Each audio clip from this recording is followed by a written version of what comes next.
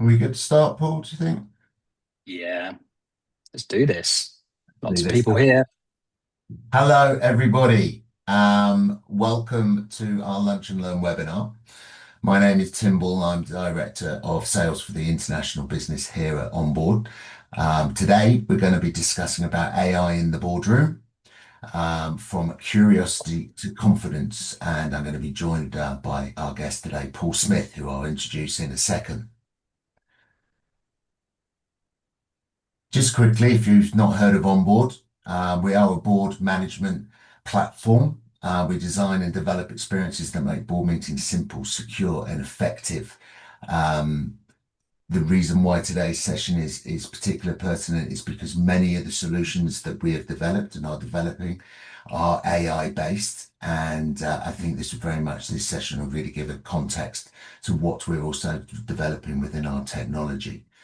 Um, Next slide, please, Paul. Thanks.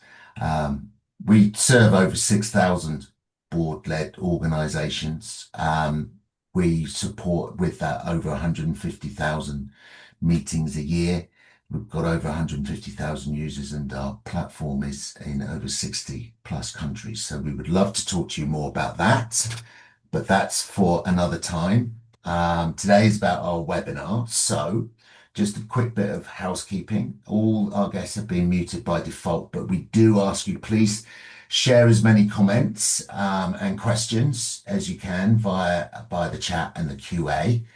And there will be some interactive polls as we go through, so please keep an eye out for that. And we will be sending you the PowerPoint on demand video once we get to the end.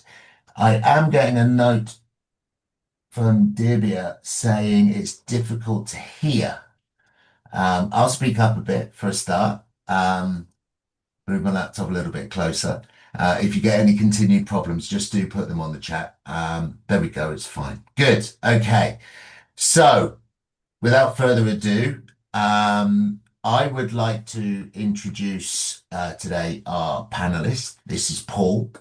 Paul Smith, also known as the Board Futurist. Paul is a globally recognized thought leader in corporate governance. He is an experienced chair, a non-executive director and advisor with a singular mission to help boards become fit for an uncertain future. He is an award-winning speaker and author.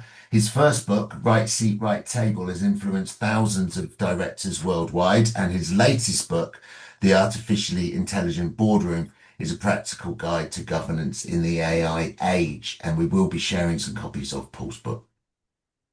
So welcome, Paul. Let me Thank ask you. Thank you you, very much, Tim. hi, why did you Hello. why did you start writing your books? Why did you write the book particularly about AI? Yeah, it's a question I've been asked quite a lot. Like, why write an old school book? And, if you didn't see me flash it up earlier, here it is, about such a fast moving, cutting edge technology. Well, I thought like I've been working with boards and in boards for a long time. And whilst the technology is moving quickly, boards do not. They're not known as the most tech savvy, digitally savvy places in the world. I know groups like Onboard myself are trying to change that.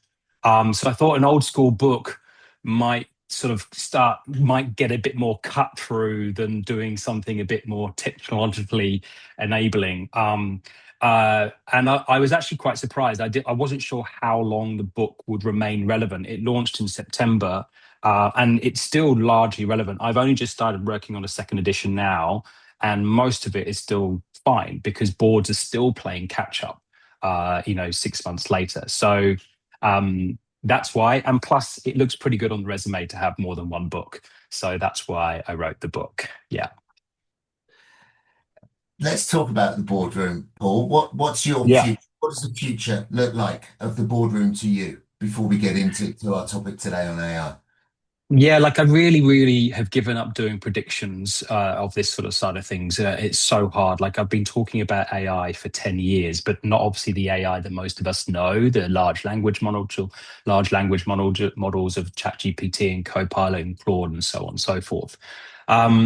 So I tend to think about the boardroom of the future around a sort of mantra or phrase you could say that I've come up with, that it will be simultaneously more human and less human. And what I mean by that, the less human is pretty obvious. It means more technologically enabled. I don't mean robots in the boardroom or like, AI as a board director, as a person. I just mean in terms of technology, board technology like onboard AI, just really augmenting, enhancing, and adding to the boardroom experience. But what that will mean, with or without, is we have to really accentuate the more human side of the boardroom, the judgment and the wisdom, and how we actually show up in decision making groups and individually, from a cognitive perspective, from a neuroscience perspective. So those are my equal obsessions, that in order to have a high performing boardroom in the future, we need to integrate the technology with the stuff that makes us really special, and how we show up as individuals as well. So that's sort of where I focus my attention, and AI is just a strong part of that, because I think it can actually enhance those human bits too. Sounds like finding a balance is required somewhere there, Paul. Yeah, everything's about balance. That's right. Paul, over to you. Thank Talk, you. talk to us some more. I will. Thank you very much. Thanks for that introduction, Tim. And hello, everybody, wherever you're coming in from. I'm actually based in Queensland, Australia, although I travel around the world. And you might notice from my accent that I'm actually from the same neck of the woods of Tim. I've just got that slight Australian twang because I've been here for 20 years. I'm going to kick off with a bit of a provocation. And like, this is a quote about AI that AI isn't a technology problem, that the board can delegate away. It is a judgment problem your board or boards already own. And just to show you who said that, that was me. Nobody else quotes me, so I tend to quote myself. But I want to say, what does that actually mean in human terms? What do I mean by this vague sentence around like a judgment problem, not technology problem? Well, boards already own judgment. They own the trade-off decisions. They own their impact. Boards are accountable, and I say most of them should act responsibly, whether they're responsible or not. Boards don't govern software. They govern decisions. But what we're seeing in certain causes is AI starting to shape how these decisions are formed. And here's where it's starting to get a little bit tricky for many boards, because most boards are used to governing people and processes. They appoint the CEO, they approve policies, they set up the risk appetite. Although what I'm finding as I travel around the world talking about this stuff is that so few boards actually understand what they mean by risk appetite, especially when it comes to technology. And AI is a technology, and they don't know how to integrate this because they don't understand their appetite for risk when it comes to this stuff. But they also set up the guardrails and rely on controls. So traditional governance mechanisms of policies and sign-offs and committees are moving at human speed. AI and AI systems are learning and adapting and scaling at what I suppose you could call machine speed. So normal governance cycles are beginning to lag behind these machine-assisted decision systems. And for me, that's the shift.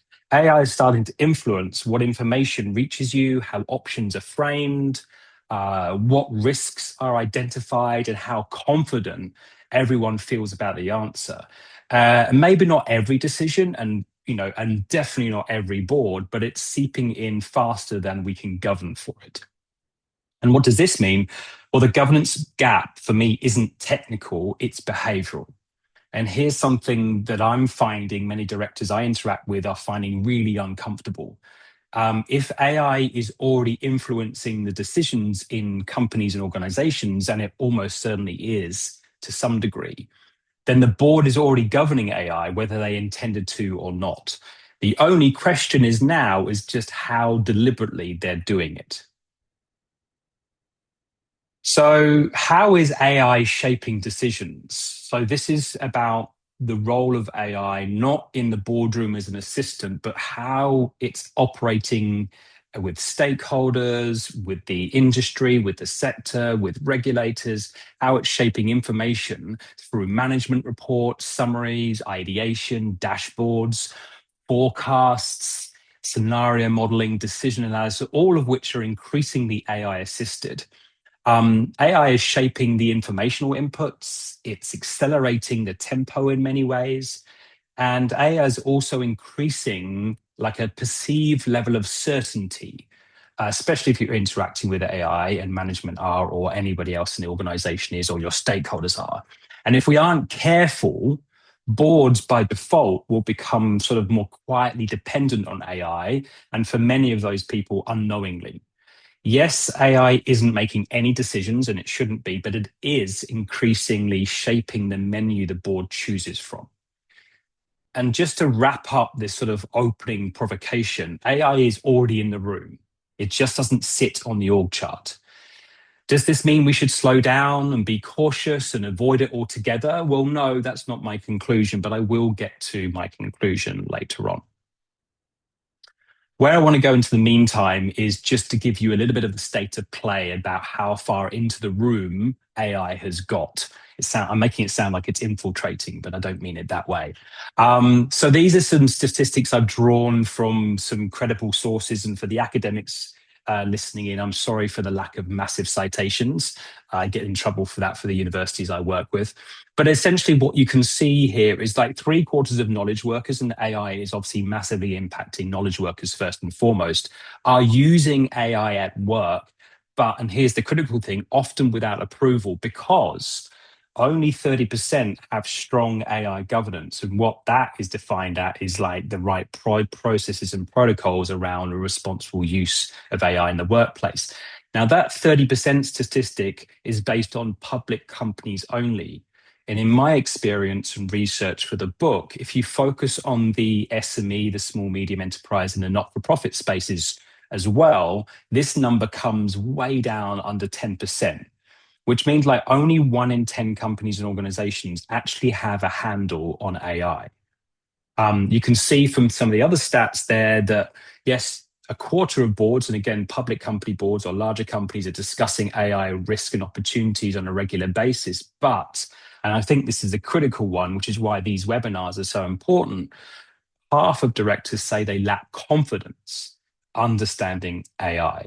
And that's a really critical step. And I think I'm going to try and show that education is such a critical part of the journey of board directors and company secretaries when it comes to AI in the boardroom.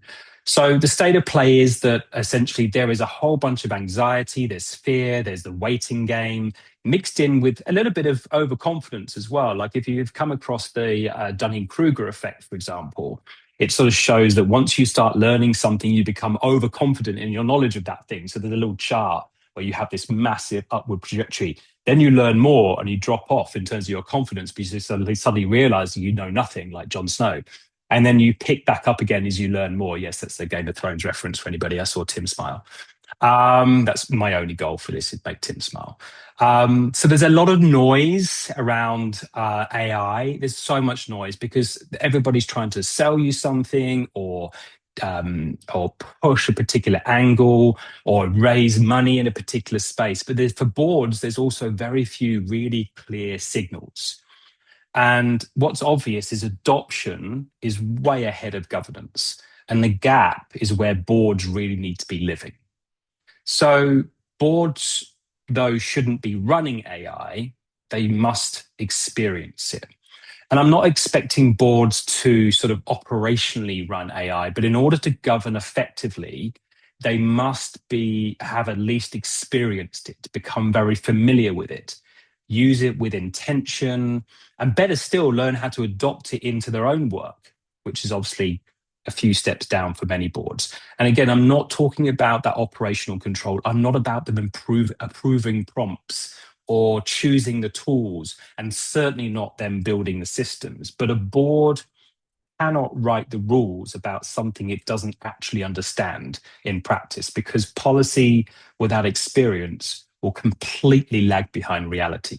So boards must engage with AI, but within boundaries. And before I move on, I want to see how much everybody who is watching, we've got over 100 people watching this webinar, and this is time for you to interact, like I'm going to ask you a couple of questions and I want you to drop two numbers into the chat. Don't add them up. That's going to confuse me. Just two numbers. So the first number, don't do this right away. I did this webinar last night for another group and it got all very confusing, but I want to compare the two. So the first one is about your individual usage. So hold off on number, just think about which number you are. The scale is basically 1, where you don't use it at all, up to 5, where you have strategically integrated it into your work. That's you no, don't put the number in yet. Don't put the number in yet, please, because I've got another one afterwards, okay? So just think about your number. The second number I'm going to want you to do, and you can do it now when you have your second number, so I want two numbers side by side, is where your board's at. Now, if you're not sitting on a board or you're not working with a board, a close approximation, but I'm sure all of you here have just got some sort of relationship with one or more boards. So just pick one and where are they at? So one, obviously, there's no real engagement all the way through to absolutely embedded into almost everything they do. All right, here we go. Yeah. So I'm looking for two numbers. Not added together, Tom. I think you might be having a laugh with me, but that's fine.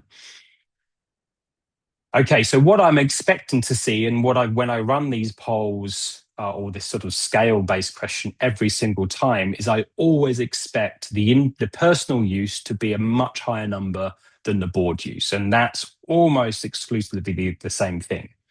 Someone's put a 0 in there, which means they're like not even know what AI stands for. So that's really interesting as well. I didn't even have a 0 option, but I do love it when people go off script as well.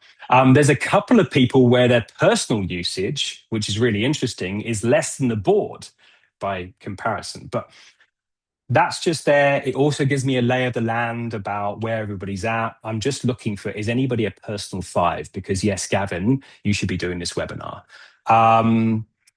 No, I'm a 5 too. But what I've also realized doing these things, and I run masterclasses with boards and the groups of company secretaries and a whole bunch of different things, is one person's 5 out of 10 is another person's 9 out of 10, which is another person's 2 out of 10. It all depends on what your standards are. I've run advanced AI in the Boardroom masterclasses, and certain people who have said, I'm advanced, have turned up with paper and pen, no devices, which was really fascinating. So again, I will take all of your numbers with a relative pinch of salt, but thank you for sharing where you're at. I'm not expecting to move all your numbers in particular. We're not going to be doing something dramatically practical here, but I hope you walk away with enough guidance to help yourself and your board move forward with AI in the boardroom. Thank you for that. Okay. So a few minutes ago, before I did those quirky polls and we got your numbers in there, I talked about boundaries. And this is why, for me, policy is absolutely vital, and it should come first for every single board. As we talked about those stats, like 30% have strong AI governance, under 10% if you bring in the millions of not-for-profits and small businesses out there. And I'm not talking about your like mum and dad or individual owned businesses. I'm talking about like decent size private and public companies as well. But I want to reframe policy not as a compliance document, but as a clarity document. And it must start with your strategic why. Why are we bringing AI in? What are we using it for? Where do we want AI to influence, but where do we not? Who owns the decisions? What must remain human? What systems are we tied to? What systems do we have to build? And all of this, policy should really define the boundaries before you get into pilots. Now, that obviously hasn't occurred in many places, but if you are in charge of policy as a board director, as a board, as a committee, as a company secretary, corporate secretary, and you haven't gone into policy yet, you have to be getting into policy. And whilst we're not going to have time to build policy right now, but I would certainly encourage you to use AI to help you build AI policy. It is pretty awesome at that. I have put together some principles for responsible AI use. And I want to let you know that these do align with GDPR accountability, with UK internal control expectations, the EU's AI Act, which is obviously has a emphasis on risk-based governance. So All of these things, and a whole bunch of different groups have got their own principles. So you can look those up, you can develop your own. But these are the 6 that I brought in, and I'll explain what they mean and how you would integrate them into policy. So fairness and inclusivity is about making sure that any AI systems you're utilizing treat people fairly and don't disadvantage certain groups. You want to test for bias and you want to fix it when you find it. And that bias word's really interesting, and I'm going to get back to it a little bit later. But obviously, AI is known for being biased, whichever tool you happen to use, because it's trained on human data, and humans are biased.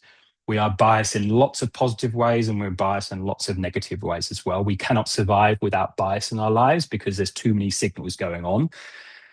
But AI is biased because of that. But the great thing about AI, it doesn't care about its own bias, and you can tell it it's being biased. You can work around it, and it can be patched as well.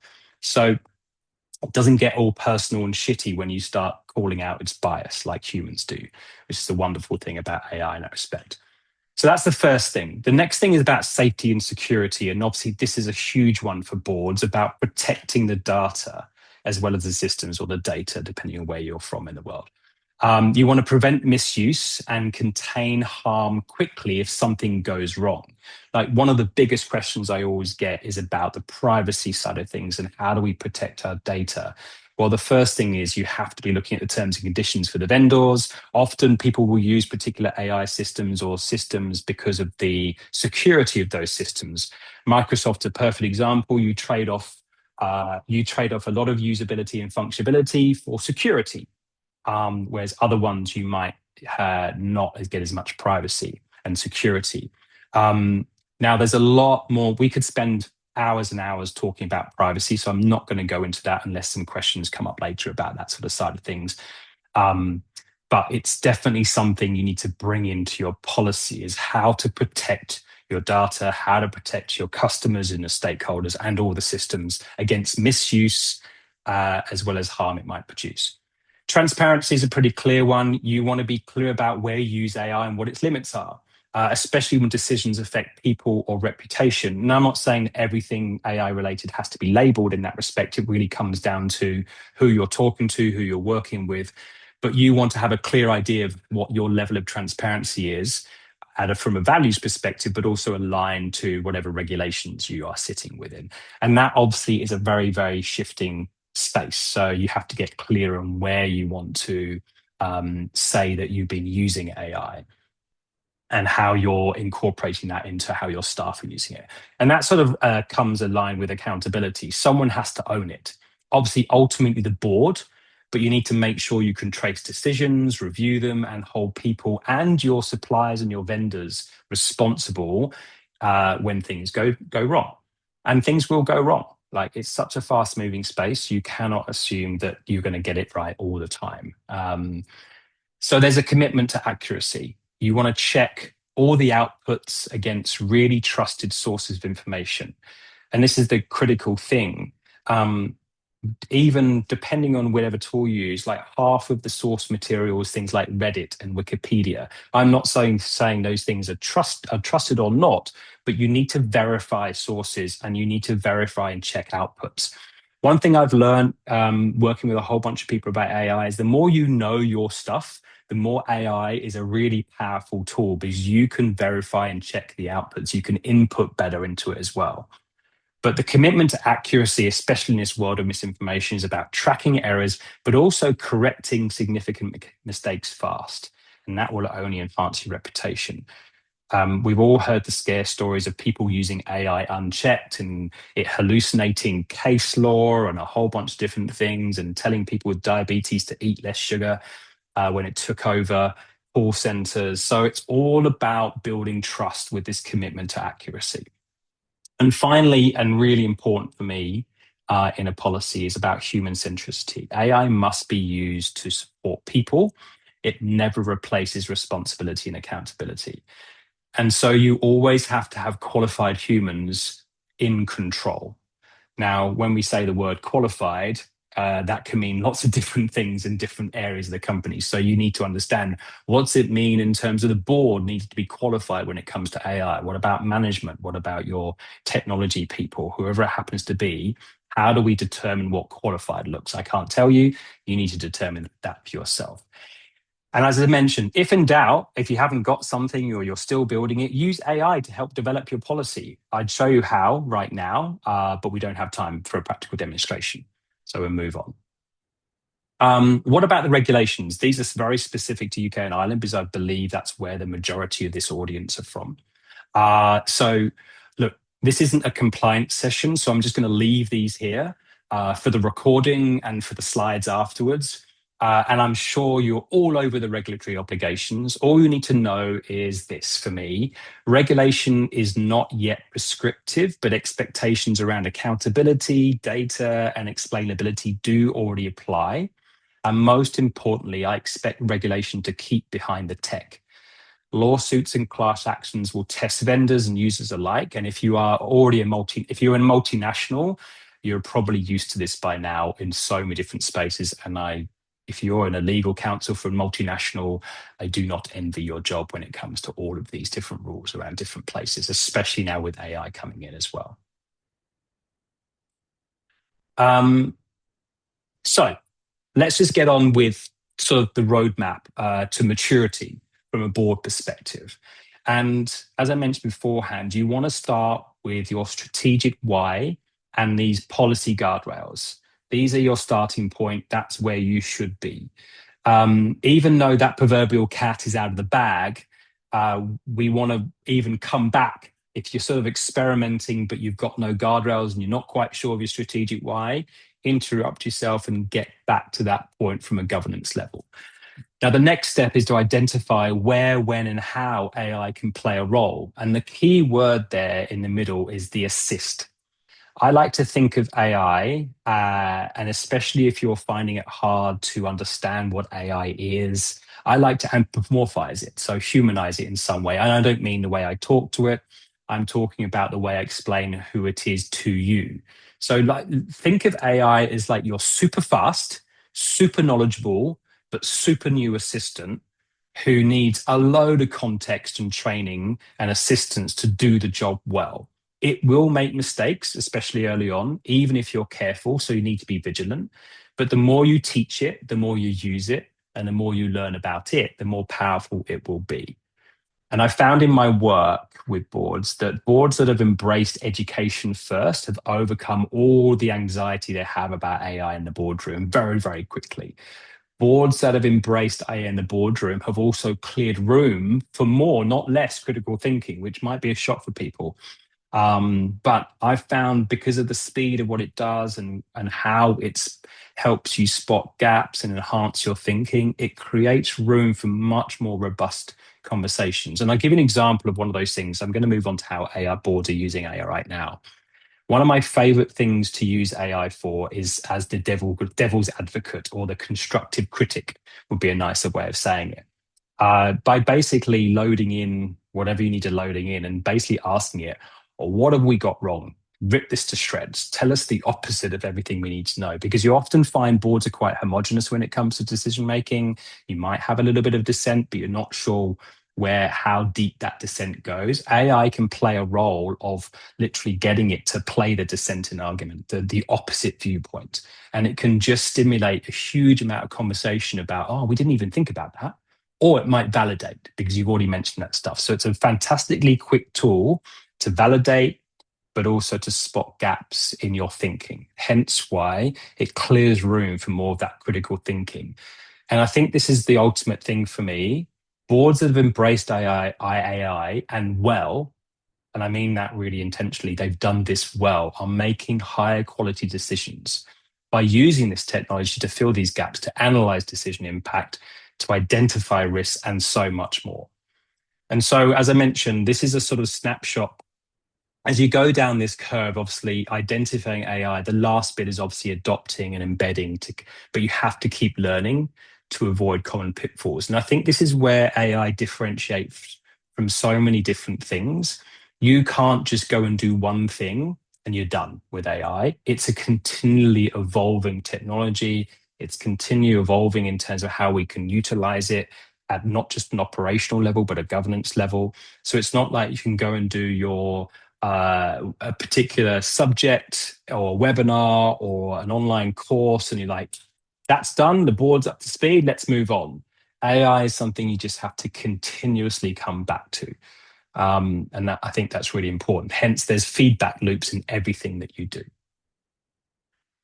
So I'm just going to very briefly run down, here's how boards are using AI to assist.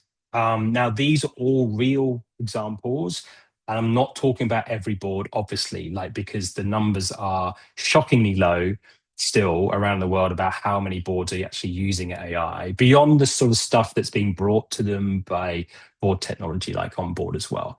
At the basic level, meeting preparation, obviously AI is being used to generate questions for boards, generate board papers, analyze board packs.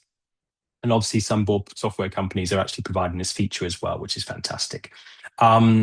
Drafting and editing of documents like agendas and minutes and policies. And I could, again, spend an hour on the do's and don'ts when it comes to minutes, depending on where you are in the world as well.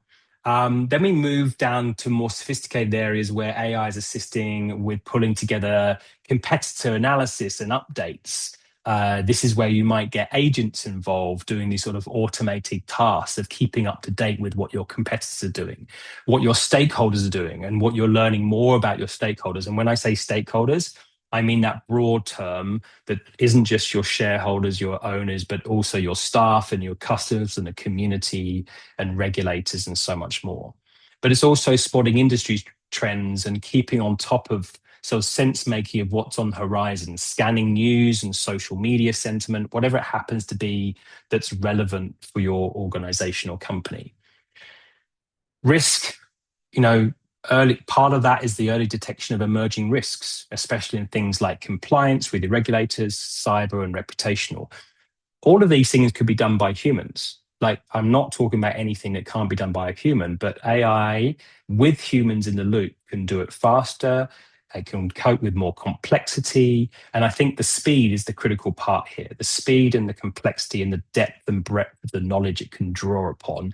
Again, if used well with the right humans in the loop. And I will continuously to re-emphasize that point. If done well, you know how to use it well and you've been trained how to use it well and you're always learning. And also you've got the right people in the loop to interpret the outputs and iterate with it to make sure that boards, the decision-making groups, have the right information.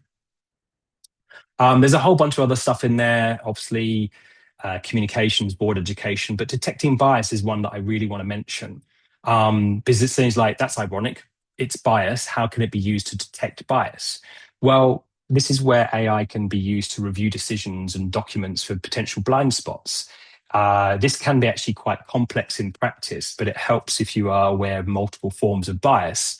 And as one client I've worked with has done, they've loaded into a very secure AI all of their minutes and board papers and agendas and everything else over the last few years. And we've worked for weeks with AI to determine where it has blind spots, where it has bias, where there's dominant voices.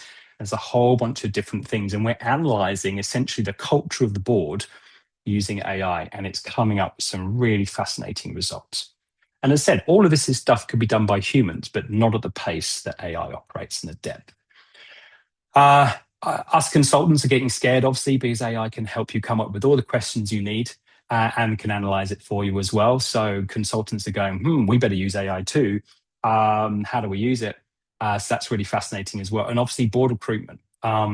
Now, this could be doing a skills and a capability analysis of your board and your people. It could be understanding what the future trends are from a board recruitment perspective. It could be developing interview questions based on the resumes and the applications of particular candidates.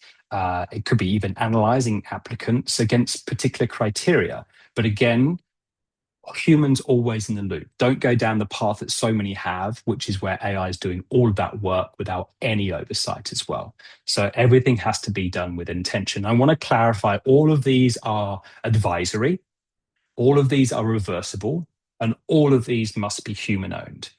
And this is what's really critical, and I'm going to get onto this in a second. I'm seeing the company secretary, the corporate secretary, as a pivotal role as the gateway for AI use in the boardroom. For many I'm working with, it's proving to be the reason their role is elevating from administrator to governance professional. It's a real opportunity if the corporate secretary becomes the one who knows what they're doing when it comes to AI, because they're probably in charge of developing policy, they're organizing the training, they're the users of board tech and that sort of side of things. They're at the critical point of AI's entry into the boardroom. And I just want to dwell on that. And I've come up with this model because I'm working more and more with COSECs. I've come up with a little 3-stage model for COSECs to become the architects of engagement, of AI engagement. So the first level is the conduit, which is what I've mentioned. This is the foundational bit. AI is present in the boardroom and the board cannot be blind to it. And so the example things that the conduit company secretary might be doing is making sure that AI is a standing item in risk and strategic discussions, identifying AI-related risk in the risk register, circulating relevant regulatory guidance directors, and so on and so forth. This level is all about visibility and traceability. And at this stage, what you're trying to do as a corporate secretary is prevent accidental delegation. So the next level then is the integrator. And this is where we move from, awareness to discipline. So the example stuff you might be doing here is developing sort of light touch internal principles aligned with regulatory expectations, introducing structured decision prompts, facilitating pilot use cases like the scenario stress testing I mentioned beforehand, ensuring committees are explicitly considering AI oversight and that sort of side of things. And this is where we move into more structural AI governance. You're not just reporting AI use, you're actually shaping how it enters the judgment cycle. And I suppose the final level at this stage is where we ultimately is the architect. We're at that advanced territory where AI is intentionally integrated and monitored and reviewed. So you're mapping AI usage across the organization. You are doing periodic AI governance reviews. You're supporting the board education, really deep board education. So those directors are experiencing AI rather than sort of being more abstract from it. There's a whole heap of stuff. And this is the strategic stewardship. And I'm sure you've come across that word stewardship more and more and more. And the COSEC is such a pivotal role for AI strategic stewardship.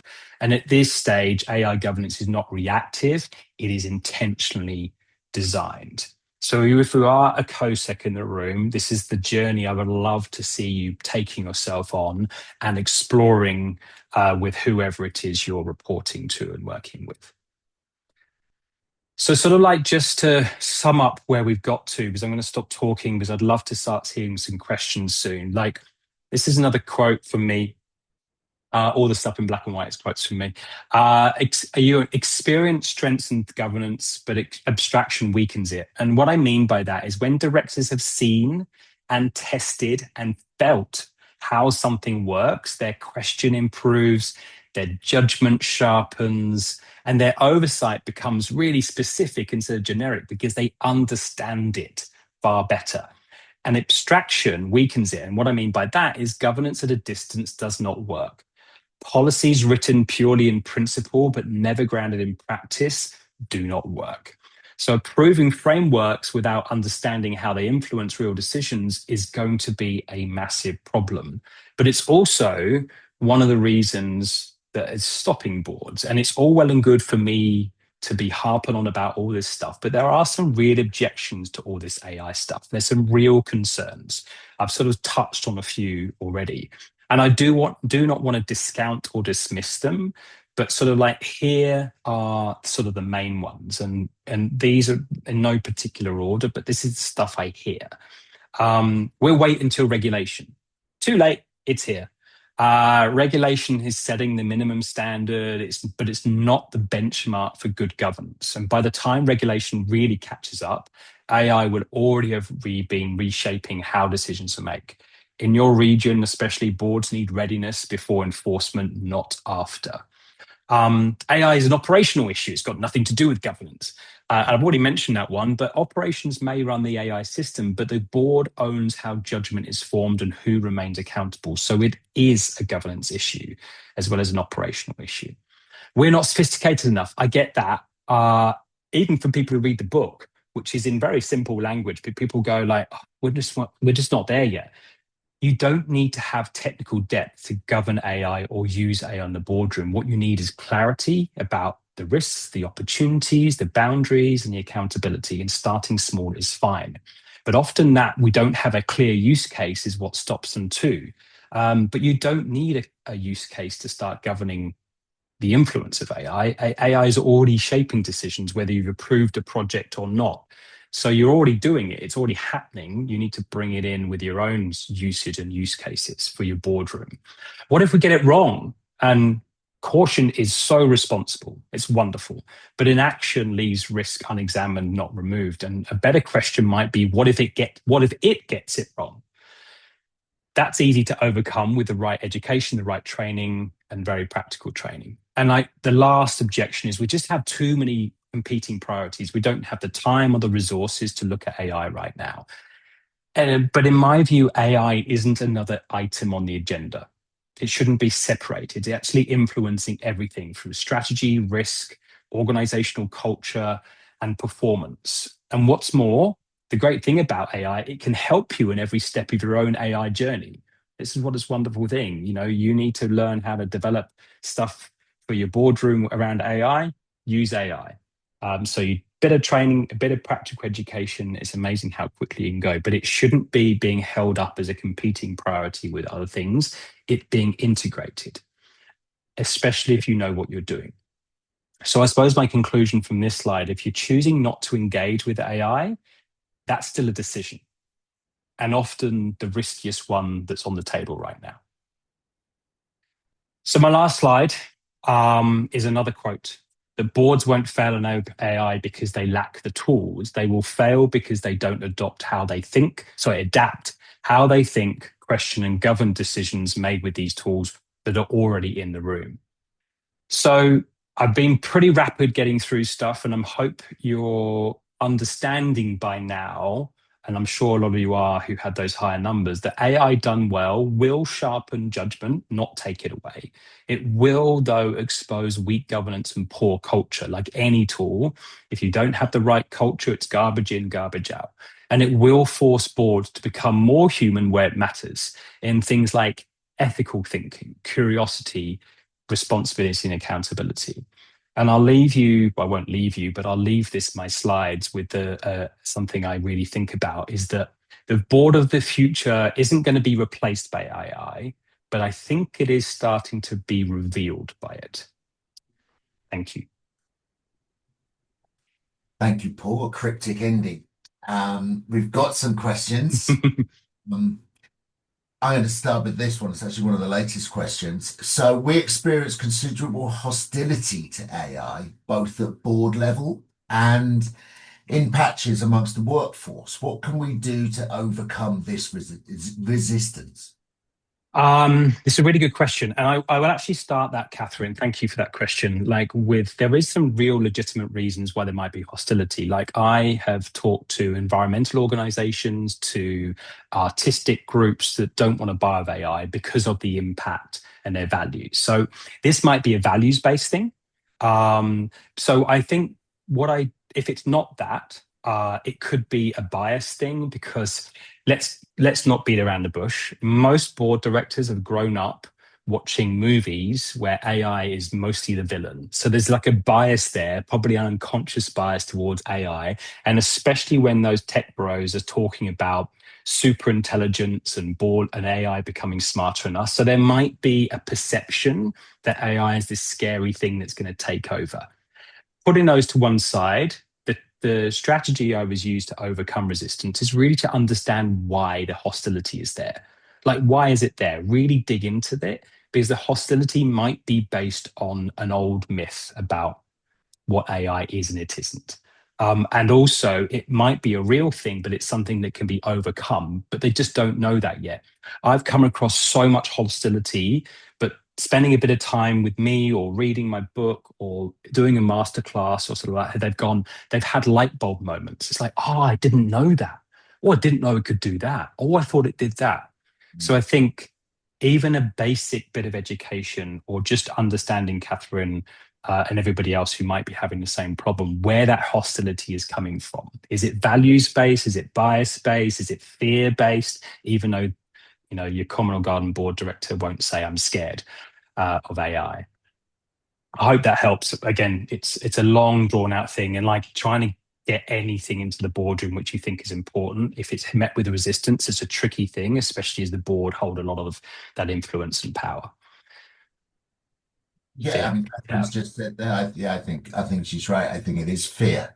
Um, But again, if I may, like, is it fear of the technology or fear of their own irrelevance? There's a lot of basis for that yeah. fear, and it's all legitimate. It's just a case of having those conversations and finding out. Sorry, Tim. And it's also, I think it's a case of just putting it, just find your basic chat GPT anywhere. Just start, I'd get people to start playing with the platform. And all of a sudden they'll realize that it's not the enemy anymore. I think it, Yeah, as long as they're doing it safely and they're not uploading a whole bunch of private information, that's for sure. they want to use AI in a secure environment, they should maybe look at a platform like Onboard, but that's one. Oh, good one. We're not here today to talk about that. Although there will be a QR code you can scan at the end. Um, there's been a debate going on. Catherine was involved in that. It was started by Damon, was asking about should we be disclosing when we've got a board meeting if we're presenting some research that's been supported by the use of AI, should we be letting people know that that's the case? Annie then came back and suggested that's why you need an AI policy within your organization, and that should then be covered and under that. So the thinking seems to be that the answer to that is yes. That starts Yeah. with that you need to have the policy, but yes, that and Catherine then agrees with Annie on that. That's saying anything that gets it's important to be open about AI use. Any thoughts on that, Paul? Yeah, like the discussion's fascinating, and you're quite right. I think definitely yes right now, especially with boards that might be unsophisticated. As it becomes more normalized, I would say no to certain things. It depends on what it is. So, as Annie quite rightly points out, the policy is going to be everything there. And I talked about the transparency. The transparency is not just external, it's internal as well. That's one of the parts of the framework there. So understanding when and why. And then why is really important. Why are we disclosing this? Is there because there's some risk there, or is this just good practice to disclose AI was used? And again, I would always hope that AI was used, or not that AI did all of this. It should never be that AI did all of this, because AI is not there yet to take care of everything for you. You need those humans in the loop. And that should also, as I said, be part of your policy as well. I'm going to ask you one more question, Paul. Emily Morris was asking, and I think this is a great way for us to wrap things up for today. What will corporate boards look like in 5 to 10 years' time with the introduction of AI? Uh, I said up front, I really hate predictions in this space. But on one hand, I would love to think, because I actually think corporate governance is slightly broken. I think there's a breakdown in how responsible we are, how people show up in the boardroom, especially from the human side. And I think AI will start to really find people out. But I think also corporate boards go really slowly. And so I'm 5 to 10 years time. I think mostly it's going to depend on where AI gets to in that time, rather than where boards get to in that time. But I would like to think, and we're already seeing this, so little time spent on compliance and backward-looking stuff, because AI is taking care of a lot of the stuff, and boards are really focused on sense making and the future side of things. And they're bringing that human experience augmented by AI. We might find that boards can no longer sit with this meeting by schedule space, and they have to do things by design. It's going to be a completely a completely different space. But 5, 10 years is not a long time. 10 to 20, let's see. It's a really tricky question, Emily, and there's a lot more depth to that than I can give in a few seconds response. And AI was not used in the development of my slides, which is why they're so ugly. That was for Louis or Lewis.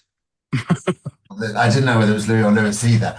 Guys, we've closed the chat. Thank you all for your time today. Thank you for joining us. Do we have one more slide, Paul? Or I think we're. Oh, yes. Sorry, let me just share that. I think there's an exit poll. There we go. Was it that one? There's an exit poll. I think there was an exit poll being dropped in somewhere, but there's also, yes, I'll leave this to you. Sorry. I'm not sure where our exit poll is. There it is. It just popped up. There we go. Just popped up, guys. If you're still on, please just, if you could rate that and whether you would like to learn more about Onboard, particularly about how we are supporting AI in the boardroom and the steps we're taking towards that. There's also a QR code there for you to download our brochure.